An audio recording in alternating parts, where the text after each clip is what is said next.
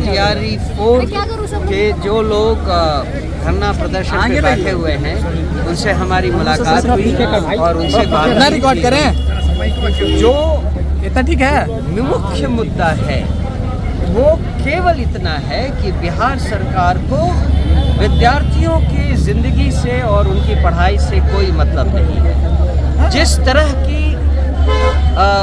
जिस तरह के नियम बनाए जा रहे हैं और जिस तरह से विद्यार्थियों को उन नियमों का उल्लंघन करने के लिए मजबूर किया जा रहा है, ऐसा लगता है जैसे बिहार सरकार को शिक्षा से कोई लेना देना नहीं, चाहे वो रिक्रूटमेंट हो, चाहे प्रोसेस हो रिक्रूटमेंट की, या फिर जो सिलेबस है बनाने का, हर चीज़ में मनमाने ढंग से काम हो रहा है।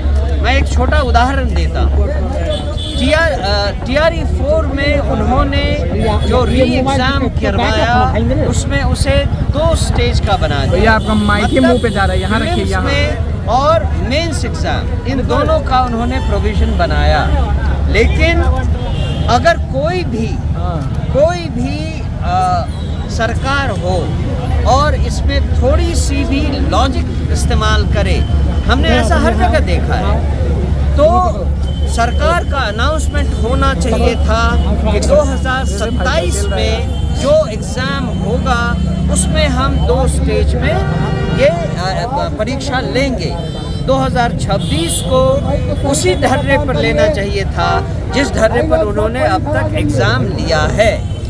ठीक उसी तरह से मुझे ये समझ में नहीं आती, हमने भी यूपीएससी का एग्ज़ाम दिया है।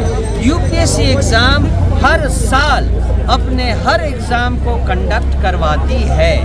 अगर यूपीएससी ये काम करवा सकती है तो बीपीएससी हर साल अपने परीक्षाओं को क्यों नहीं कंडक्ट करवा सकती? कोई एग्ज़ाम 5 साल में एक बार होता है, कोई तो 18 साल में अभी तक नहीं हुआ है।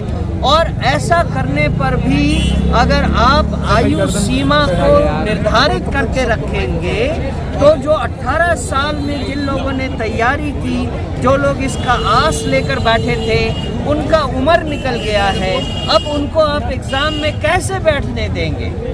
तो इस तरह से मुझे लगता है कि जो भी गड़बड़ियाँ हुई हैं उनको ध्यान में रखते हुए बीपीएससी को और बिहार सरकार की शिक्षा डिपार्टमेंट को, शिक्षा विभाग को लॉजिकली ध्यान में लेते हुए ये 70वीं बीपीएससी परीक्षा को पूरी तरह निरस्त करने की जो मांग है उसे माननी चाहिए। ठीक उसी तरह से स्टाफ सिलेक्शन कमेटी के जो आयोजित इंटरमीडिएट सीजीएल और एएसओ बीएसओ सहित जो भी लंबित परीक्षाएं हैं उनको जल्दी से जल्दी आयोजित किया जाए, ये इनकी दूसरी मांग है जिसे हम जायज़ मांगते हैं। ठीक इसी तरह टीआरई की भर्ती प्रक्रिया को पूर्ण करने के लिए 1 कैंडिडेट 1 रिजल्ट की मांग जो रखी गई है, चूँकि एक कैंडिडेट का नाम 3-4 जगहों पर आ जाता है और उसमें फिर जो खाली सीट हो जाती हैं उनको भर्ती करने के लिए कोई सप्लीमेंट्री नहीं निकाली जाती, और सप्लीमेंट्री अगर निकालते हैं तो उसका फिर कोई इम्प्लीमेंटेशन नहीं होगा। तो सारे सप्लीमेंट्री समय हो गया 5 बजे को सारी सप्लीमेंट्री होने वाला है। हमारे साथ भर्ती किया जाए। मनोज भारती जी भी अपियर रहेंगे, विवेक भैया है वो भी अपियर रहेंगे। सर सवाल ये है कि आज मुख्यमंत्री को राज्यपाल ने तलब किया था, एजुकेशन सेक्रेटरी भी वहाँ पर थे, क्या लग रहा है आपको, कुछ निर्णय निकल के आएगा या फिर ये दिखावा हो रहा है? अगर मुख्यमंत्री और शिक्षा मंत्री भ्रष्टाचार रहित हो जाएं तो ये सिस्टम आसानी से ठीक हो सकता है। प्रश्न ये है कि क्या मुख्यमंत्री और शिक्षा मंत्री भ्रष्टाचार विहीन सिस्टम को लाने में इंटरेस्टेड हैं या नहीं?